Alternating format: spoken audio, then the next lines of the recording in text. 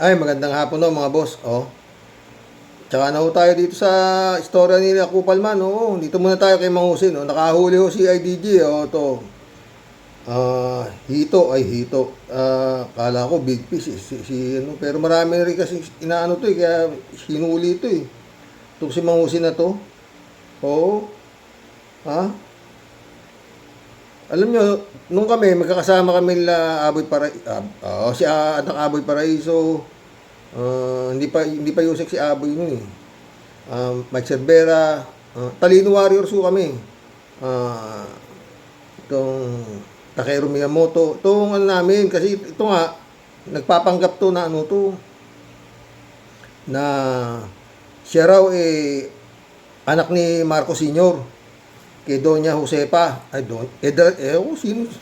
Doña Remy, na prinsesa raw ng Cordillera. Istorya to, gago to totoo. Oo. Pero para raw maitago, ang pumirma raw sa kanyang birth certificate, si Pacifico Marcos. Lahat nga peke Walang nga to nakakatuwa. Kung sana i-content to kaso ito naman to, ayaw tumino tuloy ata. Tawa nga ako habang nag-live siya, ina-arresto siya Nasa Sheraton siya. Alam ng buong Pilipinas, nasa Sheraton siya. Yung lahat ng address niya, na nalagay sa lahat ng dokumento niya, Papa-LTO man yan, lahat peke. Pinacheck na natin. Walang totoo dun sa mga address niya. Hindi naman siya nakatira sa Green Meadows. Walang katotohanan. His life is a lie. So we will put a stop to it. This is terrible. Totoo lang. He's making a mockery of the Philippines. Totoo. So kung nagtanong, iba tayo pinag-aaksaya ng oras to, hindi matagal lang ginagago niya ng Pilipinas. General Kalinisan ba to? Oo, ng CIDG. Matagal na. Nung pa-pandemya. Yan nga nagpanggap nga yan, gago na. Maano rin to mga friend, to si Mangusin na to. Matindi rin ang nito ko sino handler nito. Maraming kaso to May human trafficking pa to nakalaya. Tapos istapa nito, ang dami. Nakalaya. Kala ko naman, aayos na. Nagano pa ito pati Comelec nga, nagago nito Mantaki mo nakapag-file ng candidacy ito para senador at nakakuha ng 5 milyong boto Muntik pa nga ako matalo Akala ko manunusis candidate itong buhok na to Puti nakapag-file, nakatakbo, ang bating. Marami yung kalokohan to, itong tao na to, totoo. Ako naman dati, kaya ako napunta sa vlogging. Kasi nga, nakapanood ko to. Bumilib din ako dito minsan binabatikos nga nila Takeru. Pinagtanggol ko pa to, umpisang vlog ko, yung umpisang vlog ko. Kako kasi nga, daming naghihirap ng pandemya. Itong tao na ito, lumitaw. Namimigay ng mga paklans doon sa mga karsada, yung mga taong karsada, namimigay siya. Tapos, daldal siya ng daldal na matulungin siya, ganon. Tapos, nakatira nga siya sa mansyon. Sa Green Meadow ba yun, doon, may swimming pool siya. Pinapakita niya talagang big time ang dating ng bugok. Muntik na rin ako nadali ito pero hindi tagal. Kasi si Takeru Miyamoto, napanood ko yung, lintik din magmura si Takeru ano ko rin ho yan Mga best friend ko ho yan. Nagkahiwa-hiwalay lang ako kami dahil ditong politika. Naging BBM sila, Lenny ako. Hindi kami nagkasama talaga. Yun nga. Sabi naman, respetuhan. Respetuhan lang naman talaga. Wala ho kami, politika lang. Hindi ho kami magkakaano ho niyan. Sila Takeru Miyamoto. Kalaban nga namin nun yan, mga panahon na yan, itong si Mangusin neto. Yan, sila Ngak Pablo, Joella,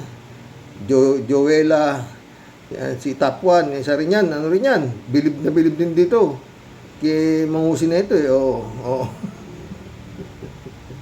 Masaya. Pero ayoko makipagdebate. Pero sila Mike Cervera, yan, nakikipagdebate sila doon sa mga naniniwala rito sa animal na to. Marami rin nung naniwala rito. Oo. Di ba Kalatni?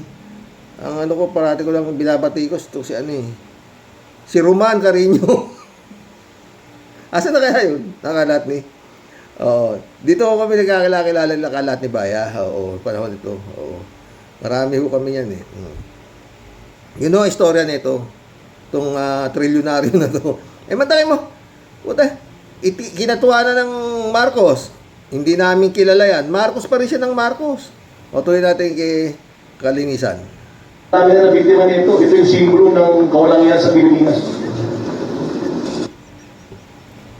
Tawa ang tawag. Yan ang Kalinisan. Marami nang nagago to eh. Ito simbolo ng kawalangan sa Pilipinas. Pero maraming napabilib to si Mang Husay na anong pandemya, totoo. Pati si Bong Revilla, tsaka yung anak niya, diniliberan na ito ng ano eh. Isang truck na kalabasa. Oh. Si Maludo pa rito si ano eh. Ito, si Bong Revilla. Oh, nagpasalamat sa kanya. Marami. Estrada, yung anak ni Estrada, pumunta, humihingi ng pampers ng bata, gatas. Marami siyang binibigay noong panahon ng pandemya eh. Oh, marami siya. Isang bilib na bilib rin dito, yung Elizabeth Oropesa. Oh, yun din. Sino pa? Marami. Maraming naniwala dito. Mimigay siya mga tilapia, manok, mga ganyan. Kung ano pinamimigay na ito. Oo. Kaya, lintik naman ang ano mga boss yung sa YouTube niya, ang bilis nga eh. Sensation ito. Ilang beses na nagkakakto, bitap, ang naging subscriber niya, 1,000,000. Oo. Ang bilis, million subscriber na ito. Ang dami hong nagpapalipad ng mga OFW. Napakabait ito ng puso ng OFW. Ang dami niyang nagago na talagang siya ay Marcos. Oo, tsaka matulungin, tumutulong. Bigas, mimigay siya bigas, kung ano bigas. Yung pala, meron isa eh. Yung nagsasabi, peke yung yan eh. Ganito eh. Oh. Basta maraming napaniwala to. Pati si Arnold Clavio, binalahura nito. Oh. Lintik ang bunganga nito. Ang daming naniwala rito. Pero ito, taga rito to sa Isabela eh. Marami hong mayaman dito. Oo. Pero wala hong kalansing ang pangalan nito dito. Oo. Pero merong nag-ano sa akin, may message sa akin nun na land grabber daw to eh. Hindi ko pinatulan eh. Oo, gusto ko isubo do sa Ramon yata, sa Ramon, oo, na maraming parang paano style eh. Nakadikit ito sa mga ano eh, may mga nakadikitan din siyang mga mayor ng Ramon eh. Nakadikit siya eh. Oo. Na bablog niya, mga ganyan. Magaling ang bunganga, oo. Hanggang Cagayan eh, oo. May makilala siya dun eh. Oo, magaling ang bunganga. Tsaka yun nga, maraming bumilib sa kanya, yung pamimigay niya ng mga reading glasses na galing sa Muslim. Kaya kulong na nga itong gago to sa pag, nagpanggap na parang nakaintindi sa mata, yung mga reading glass na pinagbibigay niya galing sa yung mga binebenta ng Muslim na mura lang. Oo. Oo. Ganun magaling manggago talaga. Malayo na narating nito sa kawalang yan eh. Totoo. Ang daming bilib eh. Pati nga yung mga mga opisyal ng kapulisan eh, bilib sa kanya eh. Ito. Marami siyang naloko. Ewan ko sino nga handler nito eh. Ayaw naman dito sa mahirap lang sila dito. Sa baryo to. Oo, nakatira tong luko-luko na to. Tuloy. Hinto na natin ito. Tapos na yung circus. Finish na. May gusto bang sabihin sa amin, Mang Husay. Kasi wala ka nang ginawa, kundi mag-vlog. Lahat na lang, sasampalin mo.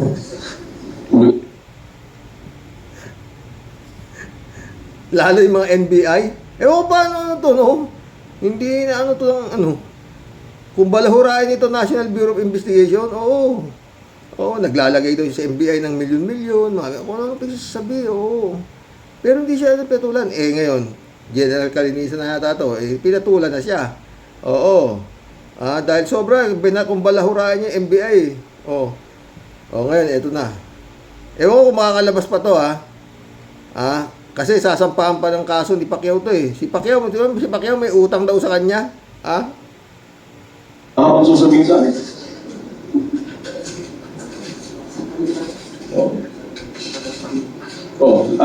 Yung mga general na pinapaya mo, yung mga apat na colonel na pinapaya mo, yung NBI na sinasampal mo, yung LTO kalbo, kamo.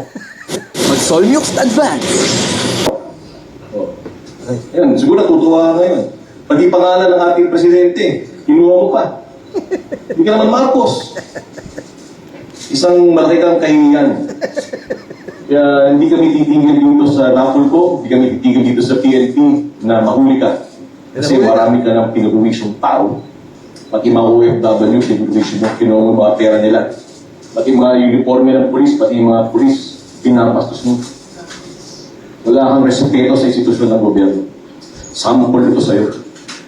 Anong walang respeto sa isisyon ng gobyerno? Walang respeto talaga. Yun nga, Marcos, iginiit niyang kapatid niya si Bongbong.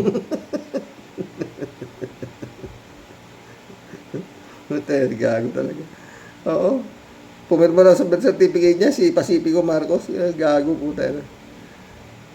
Ay nako. Dito sa taon na to, ito ang simbolo ng katangahan ng tao. Nung tayo naniniwala dyan, tumakbo senador. Ang boto niya, 5 milyon. Sa maniwala kahit sa hindi. Pati Comelec, nagago na ito eh. Sa totoo lang. Tuloy. Matuto ka. Tama na sabihin, alam matapang ka. Si Gago.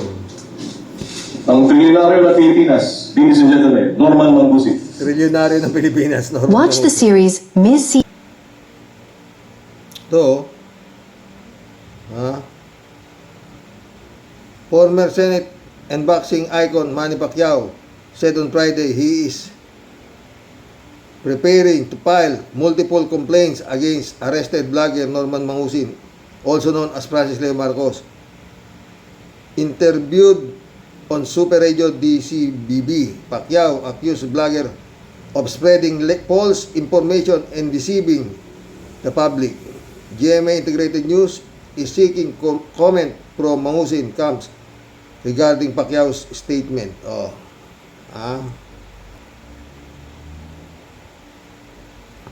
Yan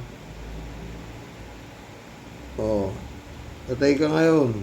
Mantakin mo naman kasi kayabangan nito. Tingnan mo. Kung pa NBI, takot ka sa akin yun. O sige, magsumbong ka. Ano kayo ngayon, mga basher? Ay di patay na patay kayo sa inggit. Ang topic yung uhuging vlogger, baka nagtatago sa abroad. Kasama yung disyadong pala. Pumababaeng disyada. Disyada ka kung sino-sino sa'yo. Ikaw, ano nagawa mo? Kumain ng tumihaya, magpakasyada. Ikaw, drugs. Di ba, Yossi? Mantakin mo buha nga nito. Walang Marcos na ganito.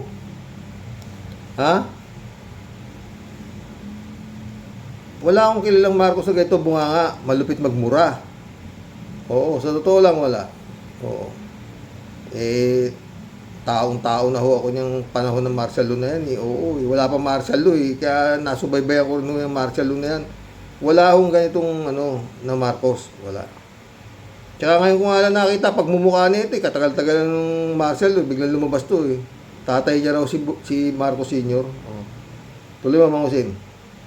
Dapat nagpanggap ka na lang na ikaw ang nawawalang kapatid ni Digong. Pwede pa siguro. Pagkain, bulok na asawa mo, inananay mo. Nanay mo, tanang ina mo. Asawa mo, ina mo. Inang nanay mo, tanang ina mo. Ina mo, asawa mo, asawa mo, ng nanay mo, wawakasan kita. Maghihirap ka. Sisiguraduhin ko, mauubos lahat ng meron ka, hindi ka pa makakalaya. Pauulanan kita. Umuulan na. Eventually, makukulong ka. At hindi ako papayag na hindi mga bata akong pulis ang uhuli sa'yo paglabas ng warrant mo. Mantakin mo kayabang nito. Ang sinasabihan niya siguro dito, si Makagago. Yun ang nagpakulong sa kanya. Palang sa hearing natin eh. Pakikiliti na kita ron eh. Magbilang ka na ng araw mo. Enjoyin mo na yung oras mo sa laya. Ikaw naman na ipapasok ko sa hoyo. Saan siya pupunta? Sa dami ng koneksyon ko. Nako? Kaya nangako na ako na papasok ko sa hoyo yan. Sana maipagtanggol niyo yung amo niyo kapag kinaladkad namin yan sa loob ng bahay niya. With posas. Okay? Sa probinsya namin, mahal ako ng tao. Respetado ako ng tao. Ipaglalaban nila ako. Dikilado si Ogang. Makikiliti siya ron. Hindi mo ko kaya ipakulong. Hindi mo kaya yung utak ng isang FLM. Uulitin ko, dekalibre yun. Diyan na daw NBI. Ulul! Pupunta ka rito, sasama mo yung NBI. O, sasampal-sampalin ko kayo, pati yung NBI na isasama mo rito, papuputokin kong uso. Takot nga sa akin yun eh. Nandun mo pa NBI, takot nga sa akin yun. O, sige, magsumbong ka. Pupunta ka rito, dalawang NBI, sasampalin ko kayo, pati yung NBI na dadalhin mo rito, sasampal-sampalin ko sa mukha hanggang sa dumugong uso. Kaya, record mo yung sinasabi ko. Yabang now, iyak later. Bakit? Ba't sabi may warrant ka raw? Sino may sabi? Ayun na sila doon sa technical na yung nakalay. Sino? Sila nakikita.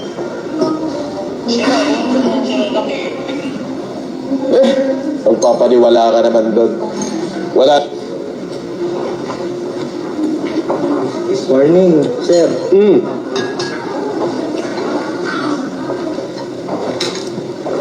God. I-serve lang po namin yung warrant. Okay.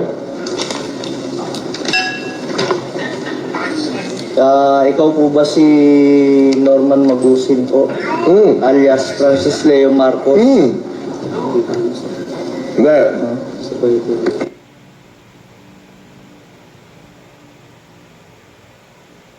Takin mo yan. Ulitin ko po, kayo po ba si Norman Magusin alias Francis Leo Marcos? Yes, ako. Kayo ay aming ina-arrest po sa bisa ng warrant o arrest na issue ng RTC Branch 294 para niya City for violation of unjust vexation under Article 287 of Revised Penal Code as amended in relation to Section 6. Nakisyo ako daw ay nagmura kay ganito. Merong dahilan ho yun kung bakit ako nakapagsalita ng hindi maganda sa isang general. Tanga ka! Iyak! Wala, meron nung dahilan yun. Pero ang totoo yan, ang justification lang, ipinahiyan niyo kung Pilipinas na ganito, grabe. Mas mabigat yung kinasok ko sa'yo, hintay mo warrant mo. Si Gago. 18 Marines raw. 4 ang walang records sa Marine Corps. Ha?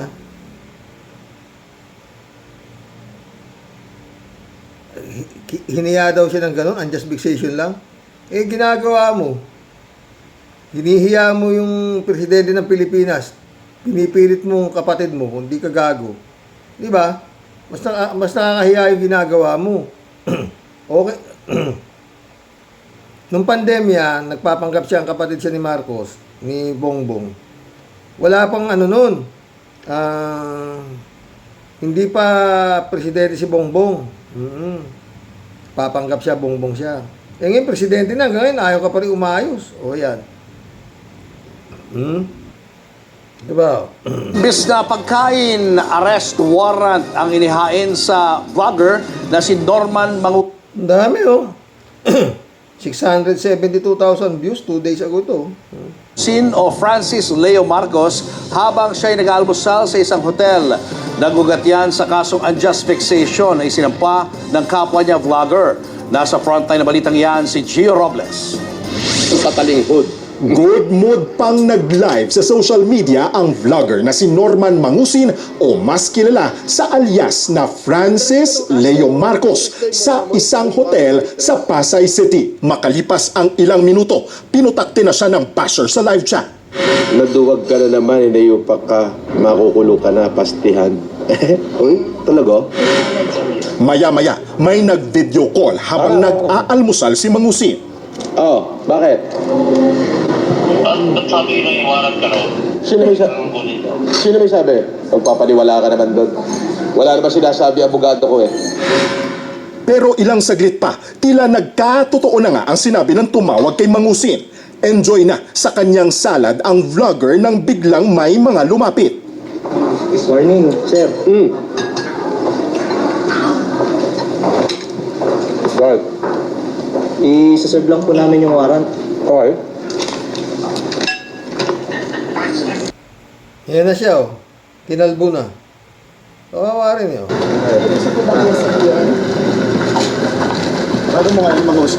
Kapamilya, inilipat na nga ang vlogger na si Norman Mangusin o mas kilala bilang Francis Leo Marcos sa Parañaque City Jail ngayong Biyernes ng umaga. Ito ay matapos hindi siya makapagpiyansa ng 120,000 pesos para sa kinakaharap niyang kaso na 12 counts of unjust vexation. Ito yung sinampa sa kanya ng vlogger na si MG. Samantala, naghain naman ng opposition for bail ang CIDG para pigilan kung sakali nga siya ay magpapiyansa dahil sa mga nakabinbin pa nitong mga kaso sa Pasay RTC, partikular na ang kasong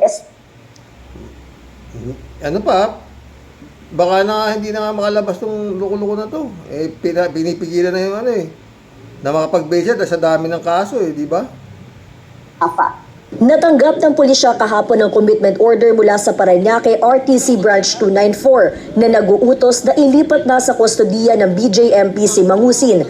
Ayon kay Police Colonel John Giyagi, hepe ng CIDG NCR, otomatikong naglalabas ng commitment order ang korte kapag naibalik na ng mga otoridad ang kopya ng warrant of arrest bilang patunay na naipatupad na ito. Sinabi rin ni Giyagi na naghain ng CIDG ng opposition for bail noong Miyerkules, ngunit hanggang ngayon ay wala pa umanong tugon ng korte kaugnay dito. Dahil dito, ipinagtataka ng mga otoridad kung bakit hindi San Marino Quarantine sa kabila ng pagkakaroon ng pagkakataon na gawin ito. Hindi naman siya nakapag-bail. Until now, alangan namin kahapon, maayos niya. But unfortunately, for unknown reason, ay hindi siya nakapag-bail.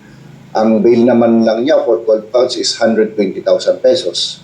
So, it's either may problema sa documentation niya or wala siyang pampiyansa. Pero Chief, nag-file po kayo ng opposition para po dun sa pag-bail niya. Pwede po kayo ng detalye. Dito malalaman na natin kung sino yung magpapiyansa dito. Yun ang handler nito. Kung sino magpapiyansa rito ng 120,000, yun ang handler niya. Yun ang taong nasa likod niya. Kasi wala naman siya pera Kung may pera to, di nakapagpiyansa na agad to. 120,000 lang, di ba? Trilyonaryo to Kalahin mo, natulog sa... Tapos kinalbo na nga siya, ililipat na siya ngayon sa... Pasay City Jail ba? Patay siya rin ngayon. Well, yes, meron tayo. Dahil akala nga natin makapag-bail siya. No? Yung opposition natin kasi marami pang nakapending na kaso niya. Tapos, so, inaano natin na meron ng mga kaso agad. So, nagpa-receive tayo dun sa korte kasi wala naman pa silang response doon. Sana yung ano ko sa kanya is yung pagbablog niya, yung pag-ano niya is sana huwag mambabastos ng mga organization, leaders that are sasampalin niya. And then he's making a mockery of the organization. Sana maging aral sa kanya yan. Kasi, hindi tama Kahit saan mo tingnan yung ginagawa niya na talaga. Kahit general, sasampalin niya. Ano ba naman general kay Mangusin? Kung yun ang pangalan ng presidente, binaboy niya Yan pa mga general na yan, di ba? Ay, nako. Hindi tama. Sa maging aral sa kanya. Matatanda ang inaresto si Mangusin noong Martes sa isang hotel sa Pasay City at nanatili sa kustodiya ng CIDG sa loob ng 3 araw bago inilabas ang commitment order. Karen de Guzman, ABS-CBN News. Yan siya mga bossing Yes, sir. Ano po? Sir, nakapag-bail ka na? Sir, kumusta ka na, sir? Sir, kumusta ka? Ayos lang. Ayos na. Sir, nakapag-bail ka? Mag-bail pa lang. Mag-bail pala.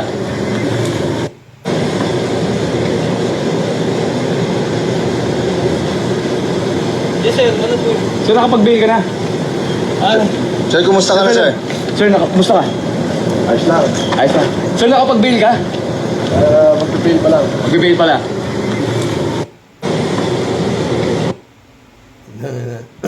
Lagot ka ngayon. Oy, happy birthday. Sophia Tanseco Paraiso. Asawa po yan ni anak Aboy Paraiso. Si Yusek Aboy Paraiso. Oo. Si Yusek Aboy Paraiso, hindi pa ho yan Yusek. Magkakaibigan na ho kami yan. Oo. Galing nga ho dyan sa Mangusin na yan. Na Talino Warriors nga kami. Ang gago na yan. Abnormal yan. Ewan ko. Ito. Mangusin, kung sakali mang ikaw ay makalalaya pa, huminto ka na niyan kama Marcos mo. Wala ka namang yan ang napala mo. O, kung makakalaya ka pa, oo, mukhang galit sa'yo sila kalinisan na CIDG sasampal-sampalin mo pa yung mga MBI, mukhang mahirapan ka na. Kalahin mo nagsuot ng uniforme ng pulis na mataas ang ranggo niya. Ewan ko sa'yo, Mangusin. Bumalik ka na kung saan ka nang galing. Ganun. Mantakin mong magpanggap ka ng Marcos, anak ng kamote at ng tago. Oo. Ay, nako mga friend. Mission accomplished mga boss. O mamaya na ho ako magsha-shoutout. May isa pa ho akong vlog. Ang topic ko natin mamaya ay